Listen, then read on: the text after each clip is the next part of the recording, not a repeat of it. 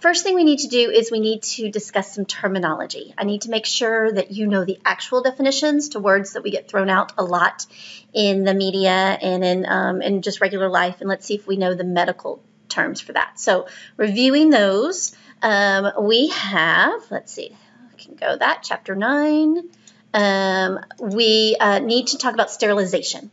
Sterilization is the removal or destruction of all microbes, including viruses, including endospores. And removing endospores, remember that's where it layers different layers on top of that, right? Endospores are where it forms the cell, lays down layers after layers after layers, and you get this spore that can survive in extreme conditions. Oxygen for sure, but other things too that might be extreme heats, it can survive a lot. So if we can get rid of endospores, that's the definition of sterilization. Boiling water does not cut it. That won't sterilize. So when we use terms like, oh yeah, put your toothbrush in the microwave in some boiling water and let it boil it so it'll sterilize it, we're not really sterilizing it. We are disinfecting it. We're getting rid of a lot. It's a good thing to do, but we're not sterilizing it. Same thing with baby bottles. Throwing those in boiling water. It's not going to sterilize. So to get sterile, we need to remove everything, including endospores. And that's going to require some heavy-duty methods, and we'll talk about what methods that requires. All right, so sterilization, we know what that is. What else do we need to know? We need to talk about disinfectants and antiseptics, disinfection and antisepsis. Antisepsis is the process where we remove pathogens. I'm skipping ahead. Disinfection and antisepsis, that's on the next PowerPoint slide, disinfectants and antiseptics. Antisepsis is the process of removing pathogens from skin or living tissue. Antiseptics are the chemicals that we use in antisepsis, okay? So antiseptics and antisepsis go together.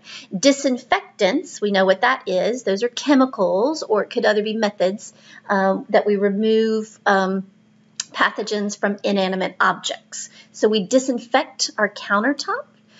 We use antiseptics when we are trying to clean a wound or living tissue. So make sure you understand the difference between disinfection and antisepsis. That all has to do with removing pathogens. The difference is on what type of surface you're doing it. Is it living tissue or is it an inanimate object? So that's the difference there. Now there is another term called aseptic. That's not the same thing as antisepsis or antiseptic.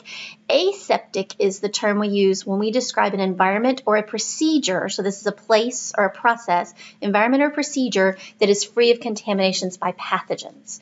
So we use that word when we talk about aseptic technique. We talked a lot about that in lab this semester. When we flame our loop, we're using aseptic technique. When we stop, when we are looking at our plates and we take the lid off very carefully and kind of leave it, protecting it from that. That's aseptic technique. We're trying to avoid contamination from things falling on that. When we hold things at an angle, when we're dipping and swishing, we've got our tube, we've got our loop, and we hold that tube at an angle when we dip and swish, and that's to keep things from falling into it. If we're there, we're not doing this. All of that was aseptic technique. We are creating an environment, or we're doing a procedure that's going to help us reduce contamination. Now, all of this, disinfection, antiseptics, disinfectants, aseptic technique, antisepsis, all of those things, none of that is sterile. We're reducing the number of microorganisms. We are not removing them completely. So none of that will sterilize. So make sure you are aware of that. Okay, so terminology, still working through that. We covered disinfection and antisepsis. Degerming, this is the scrubbing. This is when you remove microbes from a surface by scrubbing. And this scrubbing action, when we're talking about washing our hands or if we're talking about preparing an injection, this scrubbing action is just as important as the chemical we're using. That term is called degerming. So, and that doesn't get used a lot. All right, so make sure you know what that is. All right, what else do we got? Other terminology, sanitization. This is not sterilization. It's not even disinfection. Now we're going down a level from that. Disinfection will remove pathogens. Sanitization removes some microorganisms, but it may leave pathogens. But it removes them to a level that is considered acceptable public health standards. So you'll see sanitization like on your silverware at a restaurant. It's in a little I don't know, a little package or something. It says sanitize for your protection. The dishwasher sanitizes, that kind of thing. It removes most pathogens. There may still be something there, but the average person is able to, their immune system is normal, typical, and they're able to fight it off. So if it's sanitized, it's definitely reduced the number of pathogens, but it doesn't remove them completely. But that's okay. When do you need to be worried about that? Well, if you don't have a typical immune system, it may not be enough for you. If you're going through chemotherapy and they're knocking out your immune system, they tell you don't eat at restaurants, limit your exposure to the public. Sanitized may not be enough for you if you're immunocompromised. So that's when you need to be careful. But for regular people, you know, sanitized is good enough. What else do we need to know? Pasteurization. This is another term that we use when we're talking about reducing the number of microorganisms. This also is not sterile. This reduces the number of organisms, and we use pasteurization when we're talking about food and beverages. We'll use pasteurization with our milks, with our orange juices, things like that. What we're doing is we are heating up our milk to get rid of a lot of microorganisms, won't get rid of them all, and then we cool it back down. We have to balance. We don't want to boil the milk. It changes the taste. It changes the protein structure and changes the taste. So we're going to heat it hot enough to kind of get rid of a good many things, but not so hot that it's going to change the taste. So that is what we're talking about when we're pasteurizing milk. Now you'll know that if you leave the milk in your refrigerator, and you don't touch it, even if you don't open it to the environment where it could be contaminated, after a while, even in the refrigerator, it's going to grow things. That's because there was microorganisms still in there, but they are at an acceptable level. The milk is not spoiled. If you drink them, even if you're drinking microorganisms, your immune system takes care of them. It's not a big deal. That would be an acceptable level. So that's pasteurization. Okay, let's see, terminology. What else do we need to know?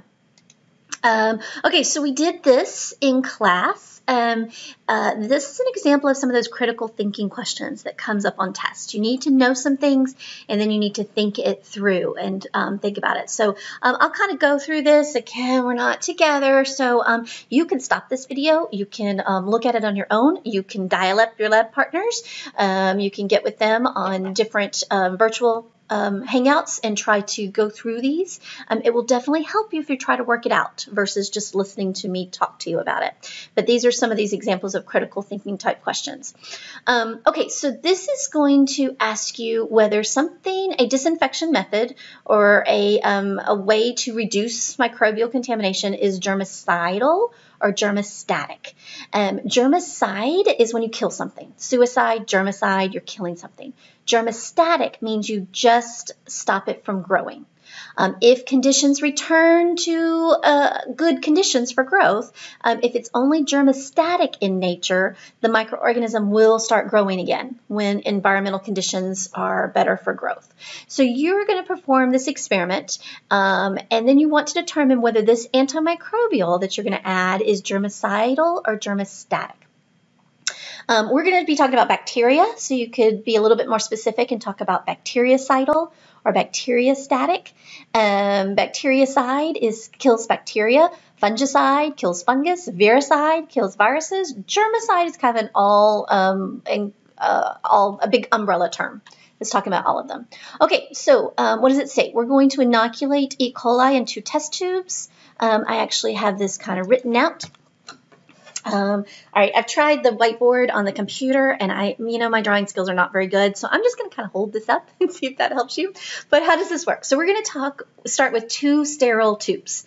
It's got broth in here, sterile media. I'm going to inoculate both of them with E. coli. So dip and swish, add a little bit of E. coli to both tubes. One of them, not that one, this one, I'm going to add a drop of an antimicrobial. So this is a chemical that is going to inhibit the growth of bacteria.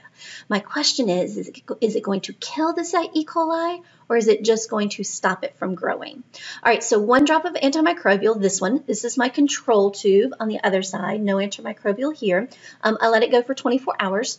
After 24 hours, I get growth in my control. I get growth in my control tube, so you can see I got that, which we do expect. E. coli is going to grow. The one that I added an antimicrobial to, I didn't see growth. So it definitely stopped the growth. Did it kill the E. coli, or did it just inhibit the growth for the moment in time? And when environmental conditions get better, is it going to grow again? All right, so work through your groups and see what type of process would you use to go through that, okay? All right, so I'm going to go forward in time. I'm going to pretend like you stopped this video. And the best way to do this is, we know that I've got antimicrobial in this environment and it's not growing. But I want to know, is there bacteria here that is capable of growing? So if I take this and I inoculate a plate or a tube, could be either, so we'll do a plate. If I inoculate a plate with this, if I get growth on that plate or that tube, then I know I didn't kill it. Then I know that this dosage of antimicrobial was bacteria static in nature. It inhibited the growth while that concentration was high, but when I diluted that concentration of the antimicrobial and put it on fresh media, either a plate or a broth, I got growth. So now I know it's bacteria static in nature.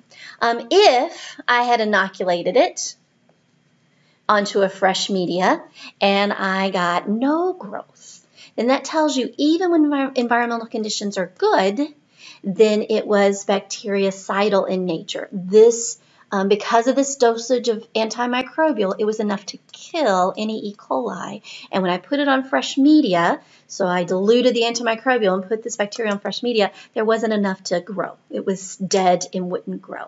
That's how I determine whether it's bactericidal or bacteriostatic. Okay, I hope that helps. I hope you're able to work through that a little bit. All right, so what else do we need to talk about and go? And make sure you work through some of those questions in the back of the book before the test. This is how you really know that you're understanding it, not just memorizing things. All right, what else do we need to know? We need to know about microbial death rates. When I spray it with some disinfectant, I don't kill everything immediately. There is a time factor. And if you're looking at your disinfectants and you're looking at the instructions, it'll say allow it to remain wet for 2 minutes or 4 minutes. Or if you leave it for 2 minutes, it kills this. If you leave it for 4 minutes, it kills this. And what's that happening is that for every unit of time, you get about 90% of microbial death. So 90% of the microorganisms in the environment will die for every unit of time, which sounds pretty good. 90% sounds like a lot, and it is a lot. But it also, you have to remember that microorganisms, we're talking about some really large numbers. So if I start with 10 to the 9th, number of microorganisms in my environment, if I kill 90%, I still have 10 to the 8th number of microorganisms, which is a lot of microorganisms. If I start with 1 billion and I kill 90%, I'm still left with 100 million. That is a lot of microorganisms. So allowing this time factor and killing 90% each time will eventually get you down to germicidal, or you have killed everything. If you stop and you don't leave it wet for long enough, it doesn't stay in contact with microorganisms, you could stop before you get to that 0. Then the ones that did live, they'll be able to replicate and go again. So do keep this in mind. When we're talking about microbial death, we are referring to permanent loss of reproductive ability. So we have permanently stopped all the microorganisms from dying when we get to that point in time. All right, so keep that in mind when you're looking at your disinfection techniques and making sure you get the job done. All right, what else do we need to know? We do need to know how they act. We're going to go through a lot of different agents and ways to inhibit microbial growth, and they act in different ways. And so it's always helpful to know how they're acting so we can determine what our risk is to ourselves and to our families. Two big categories. One is alteration of cell walls and membranes. If it acts on bacteria cell walls, it's not going to damage us. That's good. We don't have a cell wall. If it acts on membranes, it could be toxic to humans as well. Anything that alters cell walls and cell membranes is going to weaken those cells, and then just water kills them. This will kill alteration of cell walls and membranes. If we remember an enveloped virus, the outside of that envelope is just a cell membrane, right? It's the previous host cell membrane.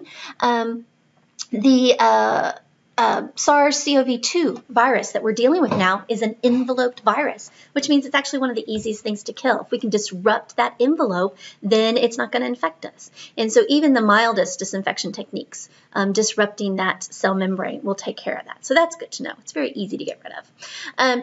Another category of these agents are agents that damage proteins and nucleic acids. Anytime you mess up proteins, anytime you mutate DNA, you're going to cause problems. This also may cause side effects in humans because we have proteins, we have nucleic acids. We have to be careful about that. So knowing how microbial agents work is beneficial.